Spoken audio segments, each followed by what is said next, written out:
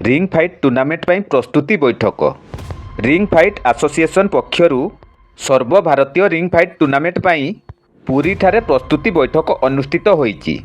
ଏହି बैठकରେ ଜାତୀୟ ring fight संघर स्थायी सभापति बबी कुमार, संपादक शेख अब्दुल्ला, कोषाध्यक्ष जी चंद्रशेखर प्रमुख जोग देइथिले।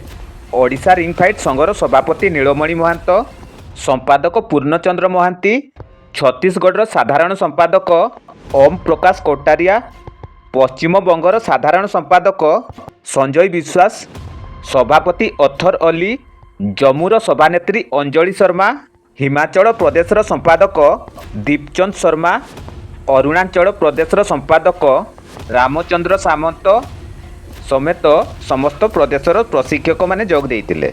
आसंता डिसेम्बर मासरे रिंग फाइट टूर्नामेंट पुरी ठारे आयोजित हेबो बोली निष्पत्ति निया जाइछि।